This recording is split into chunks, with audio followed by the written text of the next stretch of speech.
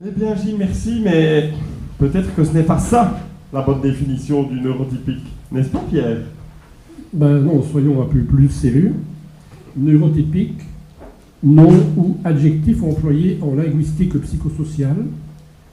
Neurotypique est formé des deux racines, neuro, forme ancienne et déformée signifiant un doute ou une négation, et de typique qui correspond à un type, à un genre, à une catégorie psychologique, physique ou sociale.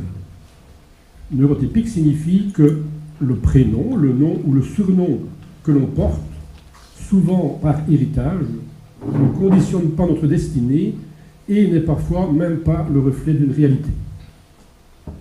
Prenons un exemple, nous connaissons sans doute les cartes postales ou plaquettes qui prétendent définir la personnalité et le caractère de personnes sur base du prénom, comme si toutes les Marie et tous les Paul avaient le même profil, comme si toutes les Simone montaient en voiture, comme si tous les Marcel étaient chauves, et comme si toutes les Marguerite, Rose, Anémone, Jacinthe fleurissaient en même temps.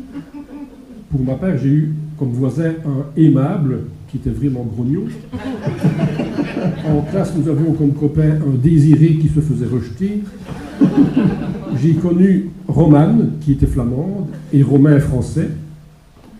Notre prof de maths, Clément, était très sévère. La copine de mon petit-fils, Océane, était très terre à terre.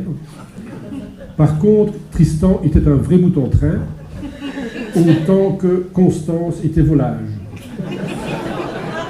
Et vous noterez que les Gabriels ne sont pas toujours des anges, non plus. Mon cousin, Benjamin, lui, est l'aîné de ses frères et sœurs. J'ai aussi connu une Ève toujours très couverte et un Adam dur de la feuille.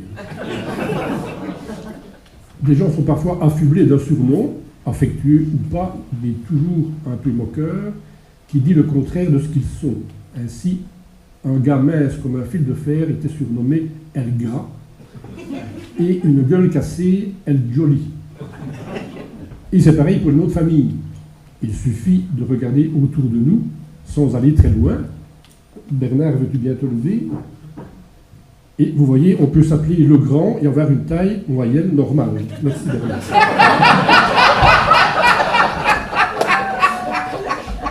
Voyons même plus près encore.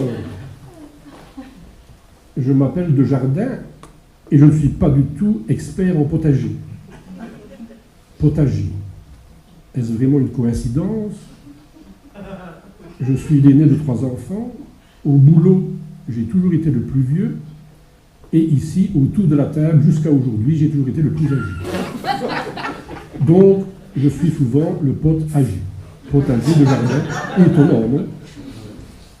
Du coup, quand j'ai ouvert ma première adresse mail, j'ai trouvé que ce serait rigolo de choisir comme nom le pote âgé. Mais les adresses mail n'acceptent pas les accents. Et le potager est devenu le potage.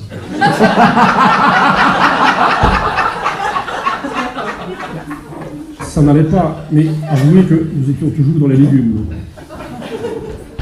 Prenons aussi au hasard dans le conseil communal, on peut s'appeler Furlan et être rapide à la répartie.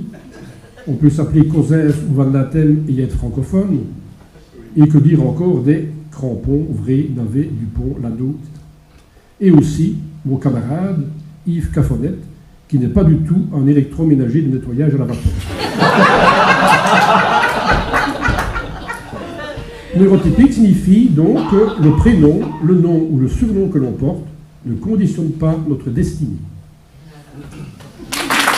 Merci beaucoup.